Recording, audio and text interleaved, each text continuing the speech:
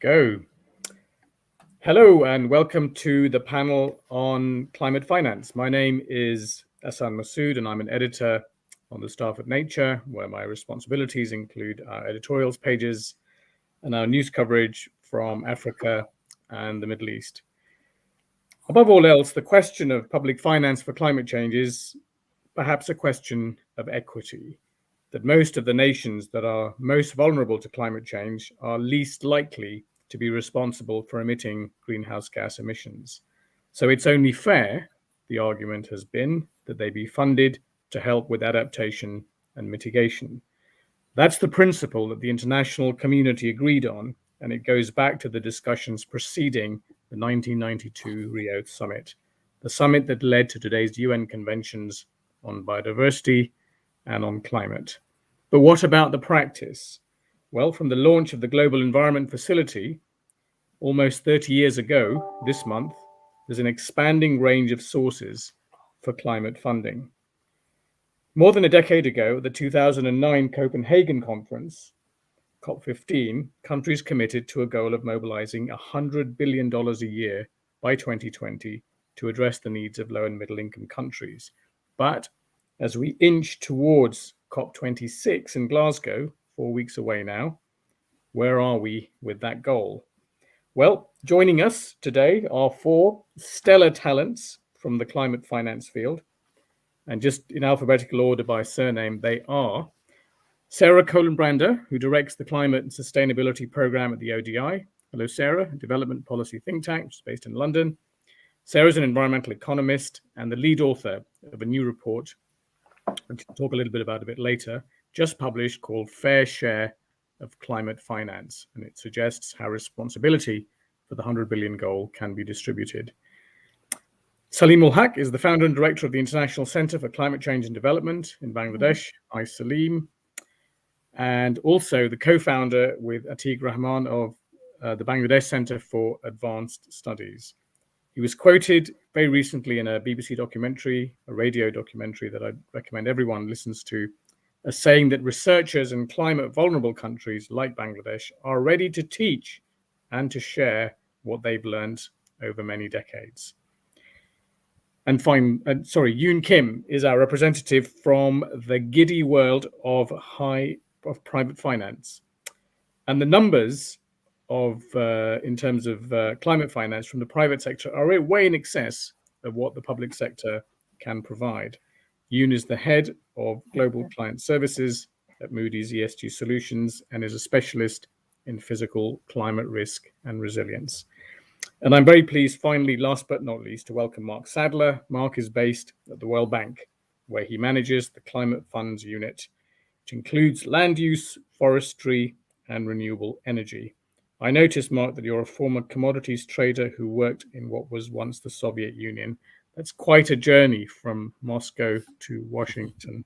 Maybe you can tell us a little bit about it. So I asked everyone in our panel one question just to start us off with, just for a few minutes before we go into the discussion. And the question was this: will the pledge to provide 100 billion annually in climate finance to low and middle income countries be met by COP26? That's like 4 weeks away. If not, hint, hint, what needs to make it happen? And I want to start really with you, Salim. Go ahead. Thank you very much, Hassan, for organizing this event and inviting me to speak. So we still don't know. President Biden recently doubled the US contribution, still doesn't get us to 100. And I have no idea how they're going to reach 100. There are two ministers from Germany and Canada trying to round up their contributors and see whether they can reach 100 by less than a month now. So we are waiting with bated breath. And I wouldn't hold my breath that they'll make it. If I can also make two other quick comments. Firstly, the 100 billion is a trivial amount compared to the problem that we have to deal with. So it isn't as if the 100 is some sort of savior number. It isn't. It's just a credibility issue of the donor countries who promised it a long, long time ago and never bothered to get their act together to figure out how they were going to deliver it. And really, it's all about credibility, not about the numbers. The numbers required are in the trillions. Lovely. Thanks so much, Salim.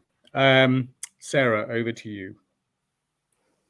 Thanks very much, Ehsan. It's a pleasure to be part of this prestigious panel. And hello to all the audience, especially Veretti for dialing in at 1:30 a.m. from Fiji. Kudos indeed. I'm afraid that Salim is more optimistic than me, Ehsan. I think that the short answer to your question is no.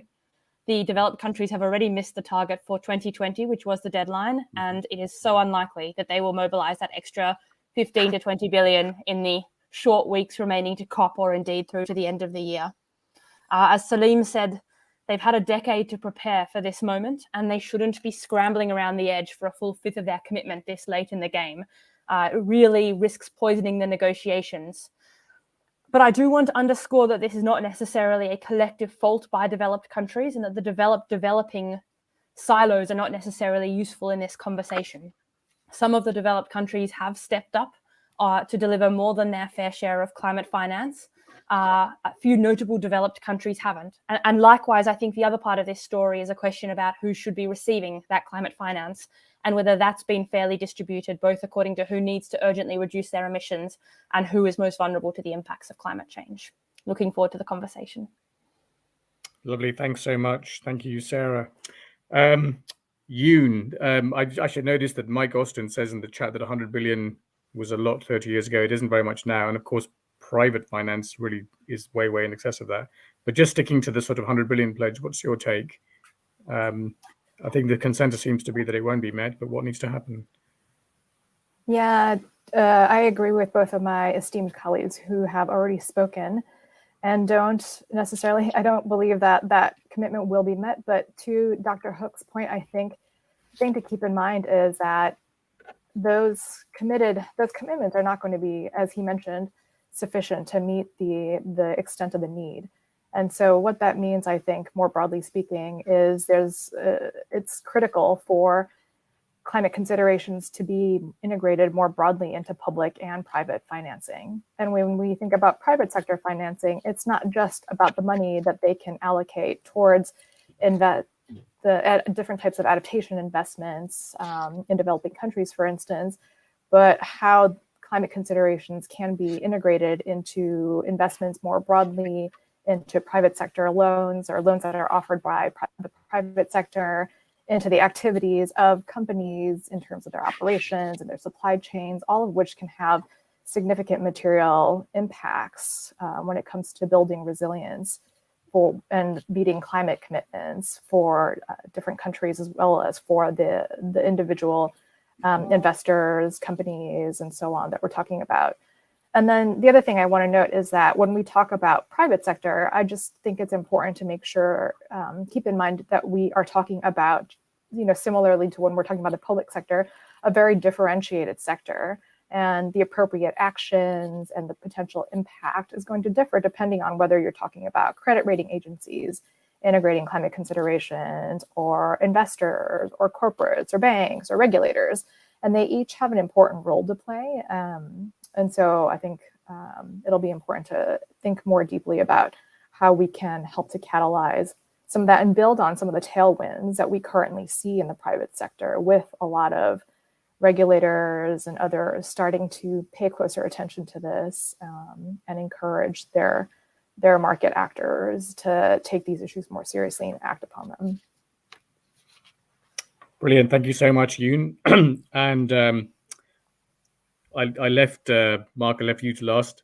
We have a banker. We got someone who signs checks. God, I'm old. So, Mark, what's your take? We can probably skip to the second half of it. What needs to happen? Yeah, I was going to say, I don't think I'm going to buck the trend on where all my other esteemed colleagues have gone. But just to re-emphasize that point that Salim was making, right? This is the 100 billion is a political issue, and it's one that goes to confidence and credence around the negotiations, because let's really stack up the numbers, and the numbers stack up there are all sorts of projections, but some are sort of 4 trillion a year till 2030. I mean, the 100 billion is not even a drop in the ocean. It's not going to finance where we need to get. So I think in this particular conversation, the trouble I often find is that everything gets bundled. And the reality is there's all sorts of different finance we need.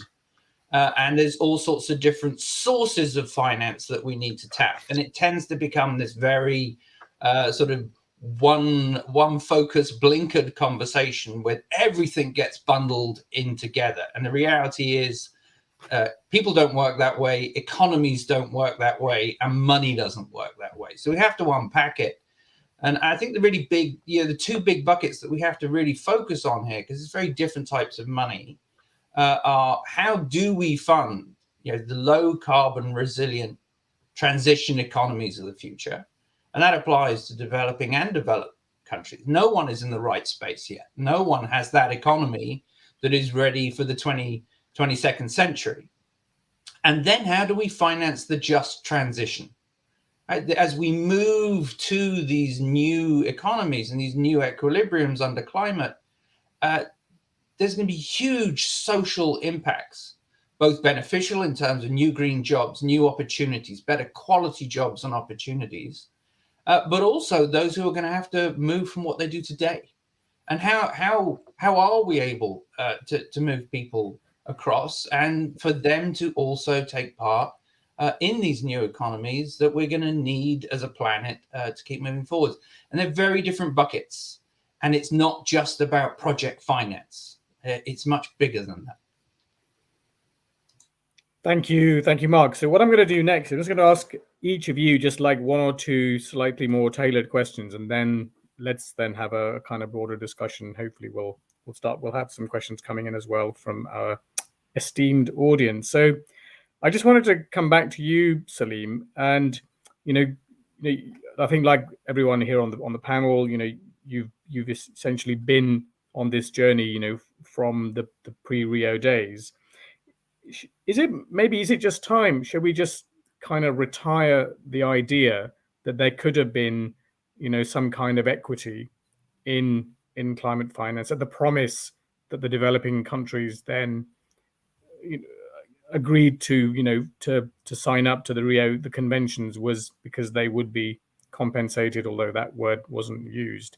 But should we just, has that ship sailed? And now, what I'm hearing from the panel is that there are much different things and different priorities, and actually we're not going to ever really get to that equity point. So let's just leave it. Is that your sense?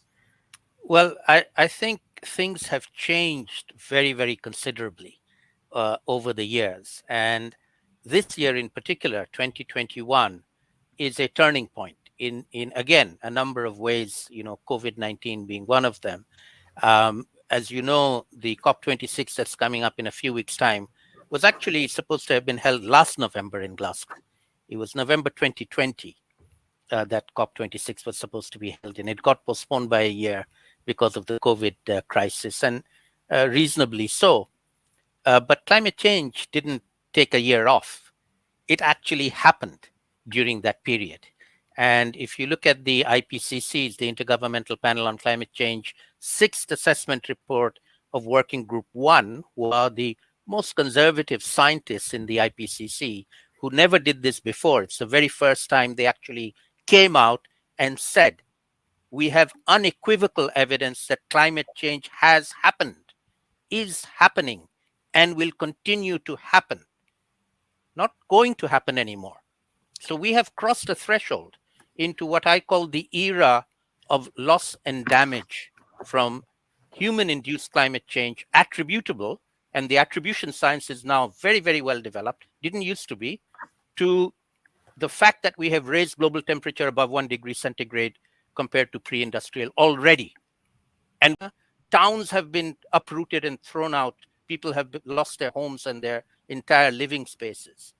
That is the cost of loss and damage. And that is going to be in the hundreds of trillions. And it's inevitable, unstoppable. And so what we are talking about, as we've already made the point, is a trivial amount to stop that kind of unprecedented impacts. And the issue of equity now has gone out the window because the rich people are suffering. It used to be an equity issue because poor people were suffering and nobody cared. Well, we are continuing to suffer. In fact, I would say we are tackling the problem before the rich people are, because the rich people aren't prepared at all. But they're now going to suffer. And just wait for that bill to come in. Just wait for that bill to come in. It's going to be in the trillions. And that's the real figure you need to be thinking about, the cost of the inaction for the last 30 years. Thank you. Thanks, Salim. I'm going to come back to you just on that for a sec. Sarah, I just wanted to now really come to you and ask you to perhaps just unpack some of the main findings from your report. And there's one thing that I'm always been particularly interested in, which is that is there, and maybe it's just a sort of a really basic question, has there ever been a definition for what is climate finance? Has there ever been an agreement amongst even just the four of you, from the different sectors, as to what constitutes climate finance? Sorry, over to you. Thanks, Ehsan. I will start with your tricky question in the hopes that all my panelists will jump in and correct my definition and start the debate. I think that the definition of climate finance needs to be tailored to each situation. There is a distinct definition that your question started off with, which is international climate finance, the transfer from developed countries to developing countries, or the additional mobilization of private finance by developed countries for developing countries. And a lot of the conversation has been around that, but as a number of people have already said today, we all recognize that that is a drop in the ocean of what's needed.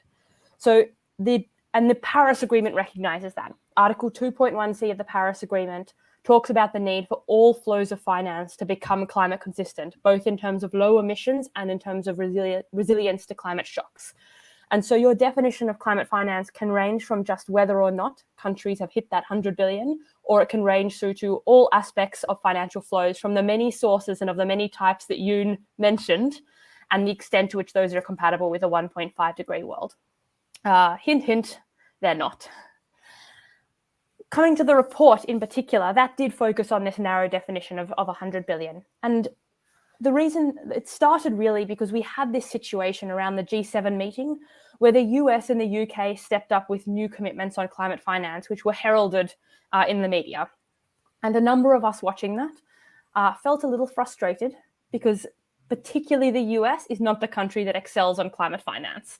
And so for these headlines talking about how we're still falling short, but never mind, the US and the UK have stepped up, really got my goat, to be honest. I was unimpressed by that narrative. And so what we decided to do was look at what a fair share would be for each of the developed countries that was expected to contribute to that climate finance goal. To be clear, that is not laid out anywhere in the Copenhagen Accord. It is treated as a collective goal. And that has, in my opinion, allowed a number of the countries that are worse, not only on climate finance, but also on other metrics like per capita emissions, to really hide behind other countries with their own domestic and international failures. What we found was that only 3 countries of all of the countries that were industrialized in the early 90s and are considered to be responsible for the international provision of climate finance are actually contributing anything like their fair share. And that would be Germany, Norway, and Sweden. Of course, there's lots of disputes you can make around this. Norway's climate finance is paid for by oil, for example, so that's worth questioning as well. But the really striking figures are that a number of major economies, Canada, Australia, Italy, and most importantly, the US, all fall short by the order of billions of dollars. The first 3 of those countries should be paying $2 to $4 billion more each year to be meeting their fair share. The US should be paying something like $30 billion more a year, above and beyond what Biden has already pledged, in recognition of its outsized contribution to global warming in the past and the size of its economy relative to all the other developed countries. And instead, the Biden administration, while stepping up compared with its predecessor, is still hiding behind the skirts of Germany, Sweden, France, Denmark, the UK, Japan, and I think it needs to be held to account for that. Thanks so much, Sarah. So that's, in a way, you've circled back to the sort of equity point. But, what we're hearing is that that those arguments, I mean, we seem to be in this sort of strange world where those arguments don't seem to hold sway now.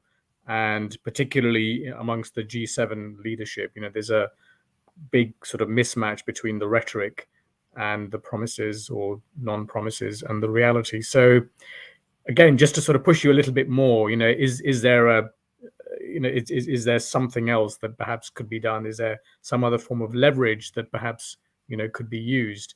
What do you think? I think that a lot more international pressure should be exerted on the worst of the laggards. So my accent gives away that I'm Australian, for example. I think the UK, as a climate leader, should not have signed a trade deal with Australia where it stripped its usual climate provisions from that trade deal.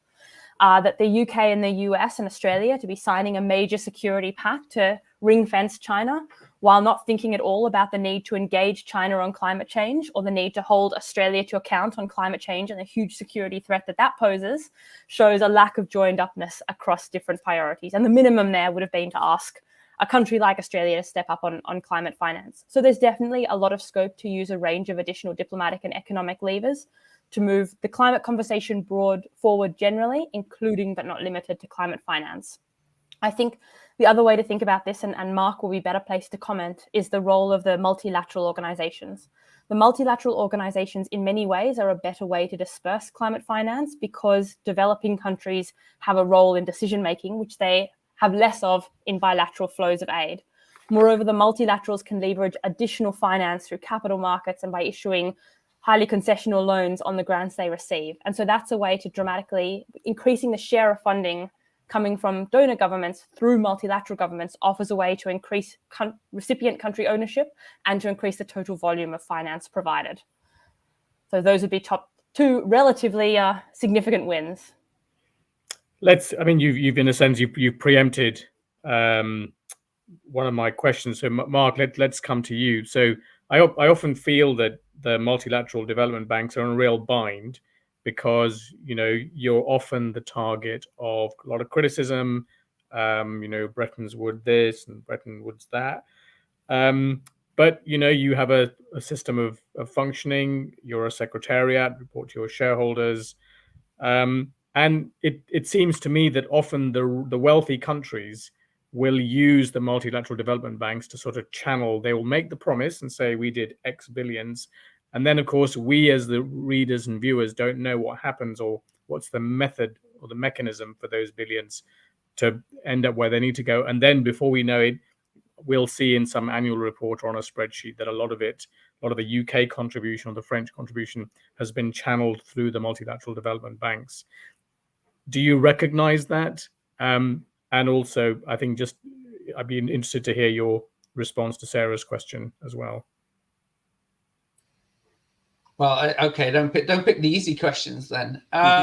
Look, on the issue of criticism, criticism only makes us better. So we're an open institution, and we're very happy to receive that the feedback that we receive, as long as it's constructive and it's based upon facts. But when it comes to this conversation, and this is where maybe my day job's a bit easier because I have to just deal with realities. I mean, our recent report, Groundswell, indicates that up to 216 million people will be displaced internally by 2030 due to climate change. So, yes, there are these political conversations, there are issues around equity, et cetera, but every day those conversations continue. The poorest and the most vulnerable continue to suffer. So, from our point of view, I think the issue is how do we make the most efficient use of whatever resources that are available to us, be it International Development Agency, IDA, IBRD, the International Bank for Reconstruction and Development, where we lend to middle-income countries. I mean, this has been the biggest emergency response that we've seen from the World Bank Group during COVID, and we mobilized 157 billion. But again, you stack that up against these sort of trillion-dollar conversations. We released a report, and in some ways it's a little contentious, but a report last year on what we call transformative climate finance.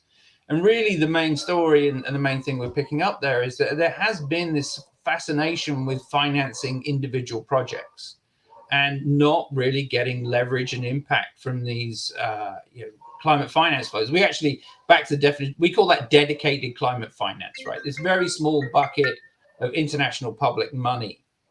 And the real focus, I think, is that's not going to suddenly become trillions overnight. So how do we use that money in the most efficient way where it's really needed? And that is also then about how we use it to leverage policy, innovation, mobilizing domestic capital flows, public procurement. I mean, there's a phenomenal amount of money that's out there. I mean, I just look at the Net Zero Asset Managers Initiative, right? It's 128 asset managers who control $43 trillion of money, who are saying and have signed up to net zero. So the conversation really becomes, and I'm not, this runs parallel to the political conversation. Let me put it that way. I'm not suggesting the political conversation isn't critical in this. But the question for a development institution becomes about how do we leverage these flows to get money where it's needed as soon as it is possible, given that, and to back up Salim again, as we saw in Groundswell, and we've seen in other reports that came previously, like shockwaves, 132 million extra people pushed into poverty by climate change. And that's based upon some of the older modeling. It's not taking into account AR6 and what we've seen with changes to sea level rise, etc. So I'm a bit more mundane. I'm focused on how do we get money out the door as quickly and as most efficiently as possible. I think that's what the MDBs are there for. Let me maybe one other question, which I'm often asked by my colleagues, and over the years as we've reported this story, which is that I'll put it another way. Why doesn't climate finance include more research finance? Every time we've looked at, sort of spreadsheets of data, the research component is minuscule, and sometimes it doesn't even register, in the kind of overall graphs and the tables. And I feel it's been like that for like decades. So, perhaps first to you, Mark, and then to Yoon, is that, could newer forms, perhaps private forms of finance and other forms of finance, MDB finance, could they please include possibly a greater research component? Yeah, in actual fact, that's the thing that specifically we are focused on. I mean, I think probably the best known one is the bank's role in the CGIAR system, which of course is the Global Agricultural Research Program. I think it's, one of the challenges there is that for public taxpayers and therefore donor governments, the correlation between an investment made in a project and the direct impacts of that project are highly monitorable, are very clear, and are manageable within a short period of time to see what those results are. Research has a couple of problems. One is that sometimes that can be a much longer period. Secondly, sometimes it can be more difficult to show causality and causation, and it's more risky. We invest in 100 different things and maybe 2 of them work. And so there is this risk perception around investing in innovation. The second thing is the MDBs are not set up well as an instrument to invest in innovation. We do it through advanced market mechanisms, etc., but it's not really our strongest suit. I think this is also where we've seen a huge role that is played by private foundations and the Gates Foundation, for example, Bezos' Earth Fund, recent investments in this area. And so I still think there's a long way to go on getting a better narrative and a better risk appreciation around innovation. As I said, it was one of the things really highlighted in our report, where you could be putting climate finance money in a more impactful way than simply putting it into another solar panel plant. And there's really the same question to you, Yoon, just about the role of private finance in research and whether and if there are ways of improving that. And I just want to, before you just start, it's a good comment here from Wendy Stone. The only riskier thing than research at this point is no research, and I thoroughly endorse that. Over to you, Yoon. Yeah, I think picking up on some of Mark's points, on his point in particular about how DFIs are maybe not the best positioned to focus on innovation, that is something that the private sector is well positioned to do and that they can help support. But some of the pain points or some of the barriers that we see on the private sector side is they often don't have as good an understanding of what constitutes, let's say, a good adaptation technology or good adaptation or resilience project, because this is still a relatively new area for them. And so I think there are some great opportunities actually for collaboration between, in particular, DFIs that bring this type of deep experience and can help to build capacity, basically help the private sector navigate this field so that they have a better sense of what makes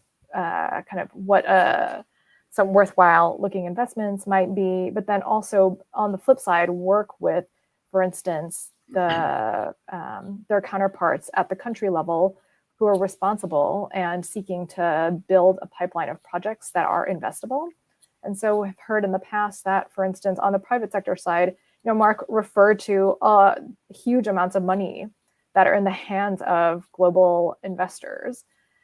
But often there's a significant mismatch between, and these investors are in theory keen to invest in, climate resilient technologies and things like that. But there's often a huge mismatch between what constitutes an investable product or project on the investor side and what's available for financing, whether it's resilient infrastructure or some other sort of adaptation or resilience related technology. And so I think there's a need to have more standards, and you see efforts like the EU taxonomy, for instance, which is important because it's helping to answer some of these questions for private sector actors around what is adaptation? How can you determine what makes a substantial contribution, whether it's to climate mitigation or adaptation? And once you have more of those standards in play, I think that can help to incentivize better alignment of private sector capital flows to areas where we need it the most. Thanks so much, Yoon. We've got about 20 minutes, and I think it's probably a good time to transition over to some of the questions that have been coming into the question box. And just staying with you, Yoon, there's one here that I think is probably you're well placed to comment, which is, and it comes from Dr. Mangesh Kashyap. The financial services industry needs to adapt its internal processes and policies and its products and services to meet the challenges of its clients due to climate change. And yet, unfortunately, says Dr. Kashyap, the financial sector is not yet equipped with policies, particularly in developing countries. Is there a solution? What is the solution? Yeah, I think that there are opportunities to take some of what we're seeing in some of the leading geographies on this. So for instance, Europe, as I mentioned, is a leader when it comes to thinking about regulation related to climate risk assessment and disclosure for private sector actors. And there are opportunities for other countries to learn from what they have developed, their efforts to flesh this out and implement it, and kind of see how things get worked out as they work out some of the kinks in this, since they're still in early stages. And so there are opportunities there. I also think that, maybe many of these companies that we are seeing initially be called to task tend to be larger global companies who have footprints, including in developing countries. And I don't think it's unreasonable for the countries in which they operate to expect them also to adhere to the types of standards that they would be expected to adhere to in countries like Europe, where we are seeing some of this regulation emerge. And I will note that it's not, these types of regulations are not only in developing countries. So Brazil, for instance, their central bank has called for TCFD type or climate-related disclosures that are aligned with the recommendations of the Task Force for Climate-Related Financial Disclosures. And so you are seeing, not just in developed countries, but also developing countries, increasing interest in gaining greater insight and transparency around private sector actions on this piece. Thanks so much, Yoon. Let's stick with the questions. I think this one might be for you, Sarah. What type of financing instruments will the $100 billion commitment entail? Is it a mix of loans, aid, donations? And if it's just loans, will it not once again add to the financial burden of developing countries? And that question is from Shepo and Sane. And it's a great question. So one of the interesting things about the last 10 years since the framing for the climate finance goal was agreed was how much the Overton window, the kind of consensus on what's acceptable for that 100 billion has shifted. The Copenhagen Accord is very broad. It talks about public and private finance, as well as new and additional sources being included within the 100 billion. Since then, I think there's growing consensus, certainly among civil society and widely among developing country leaders, that a large proportion of that should be grants, if not the entirety of it should be grants. And Oxfam has done some excellent work in their Shadow Climate Finance report to look at the grant equivalent that developed countries have provided, which gives you a sense of I guess, how disingenuous the process of providing climate finance through loans rather than grants would be. I guess I also wanted to take a moment there to pick up on a point that's come up through the panel, which is this recurring reference to trillions of dollars. And I absolutely think that is right, that we should be thinking at that scale. But I also think it's important that we don't end up thinking solely about large, low carbon and climate resilient infrastructure investments that can be made as part of this effort, particularly with respect to adaptation finance. The most vulnerable are those who are the poorest and don't have very basic services and infrastructure that might reduce their exposure to risks. And that begs the question of thinking about the risks for climate finance differently. If you look at the Green Climate Fund, it awards projects of over $250 million at a time to organizations like Deutsche Bank, who no doubt can put together very compelling proposals there. But if that project fails, you have to ask about the relative risks of dispersing 250 lots of 1 million to a number of smaller civil society and research organizations, particularly across the least developed countries and alliance of small island states, where even if half of them fail, the chances for that to build a depth of experimentation, of learning, of capacity, of technology transfer, and so on. And so I guess I just wanted to follow up on the analysis of actual and perceived risks against this quantity of finance, and how a lot of small finance could be really transformative in the context we're talking about, particularly if issued as grants. Thanks so much, Sarah. Salim, I just wanted to come back to you on a question which I think a lot of our viewers and listeners would be really interested in, which is, in a sense, what's been happening in Bangladesh. Now, I know you've written and spoken before about, the way in which the entire sort of society in Bangladesh, government, business, NGOs, research, and universities have sort of pulled together, in a big national effort to think about how to prepare and how to react to climate change. Can you say a little bit about that, particularly on the financing aspects? How is one nation that's very vulnerable taking to this as a national story? Sure. Thank you very much, Hassan. So I'll give you a very quick potted history of this process, which started a good dozen years ago, when Bangladesh, ourselves, our government provided the finance, our own experts provided the inputs, prepared something called the Bangladesh Climate Change Strategy and Action Plan ourselves. It had 6 major pillars. It had more than 40 different actions identified. And this was presented to the cabinet. And in response to that presentation, the finance minister at that time said, this is too important for us to wait for the global community to come to our rescue. We need to be putting money into this ourselves. And he created, and the government created, a climate change trust fund, into which the finance minister every year for the last 10 years, and we have had changes in government, by the way, so this has continued even when another political party has come in power, has been putting in $100 million equivalent Bangladesh currency every year into that trust fund. And that trust fund has actually funded hundreds of projects, mostly on adaptation because we're a vulnerable country, also some on research as well. And most recently, we have gone up a learning curve in terms of knowing that this projectized modality is no longer fit for purpose, but we have used it to learn about it. And so what is now happening is that the main actors in Bangladesh, particularly the main ministries, are now incorporating climate change into their own development plan.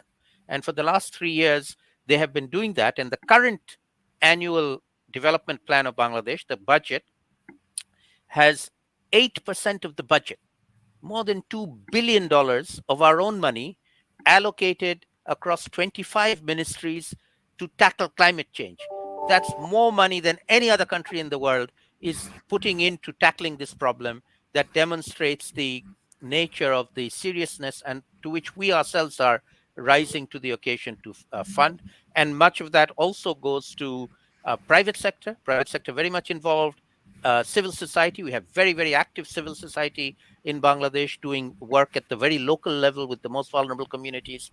And if I can just add one other element to this conversation, which I'm pretty sure most of your viewers will be unaware of, there are a group of vulnerable countries called the Climate Vulnerable Forum, nearly 50 of them, created 11 years ago by then President Nasheed of the Maldives, which has continued ever since then. It's a leaders forum. It's not a negotiating forum in the UNFCCC. And it's currently chaired by my Prime Minister of Bangladesh, Sheikh Hasina, for a 2-year stint. And under this group of vulnerable countries, a few years ago, in fact, when it was President Aquino of the Philippines who was in charge, the Philippines finance minister set up a group of finance ministers. So at the time, they called themselves the V20 as opposed to the G20, but they're now 48 countries. So there's 48 finance ministers of these 48 vulnerable countries who didn't know anything about climate change, but do know now. They did know about the impacts of climate change because they have to pay for those impacts. As I said, loss and damage is happening there, and they're paying for it.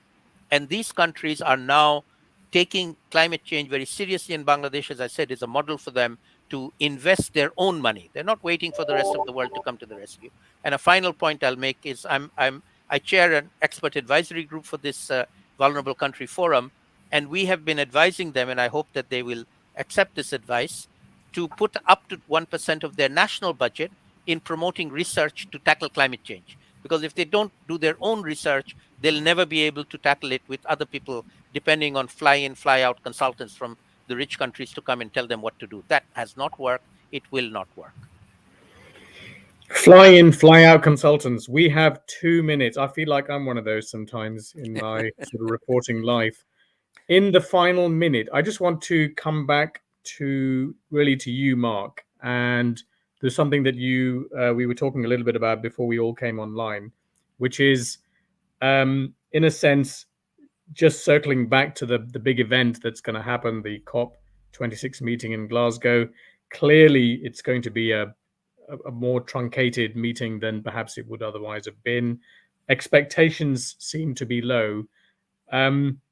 What one thing can you say to all of us to make us feel more optimistic that this is an important event? You know, some pretty bad stuff is on its way, and somehow we all need to pull together and do something to improve things. Can you help us to feel more optimistic? I know I'm putting the responsibility on the World Bank, but I feel like you're the institution that can at least say something.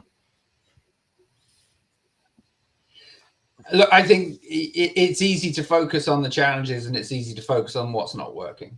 But if we look even 5 years, 2 years ago, this is a very different world when it relates to both climate politics and climate action. This is a very, very different conversation we're involved in. And I think we haven't quite got to that maturity of this conversation, which is where we really got focused on the solutions and we really got focused on the action. For sure, none of our clients many years ago used to fly in and talk about, climate change and the importance and adaptation and mitigation. No, not really. I mean, what's that all about? And that's part of an international negotiation that's handled by a Ministry of Environment. And we now have the Council of Finance Ministers. We brought them together on climate change. They're now engaged. You've got both developing and developed countries. The ministries of finance are now involved in this conversation. CEOs are now involved in this conversation. The Global South has a much stronger and clearer voice on this conversation. So things have moved, and they've moved in an enormous way. What we do need to do, whilst the conversations and the politics continue, is to keep focused on moving forwards and get the job done. The TCFD is moving. We've now got the Task Force on Nature-based disclosures.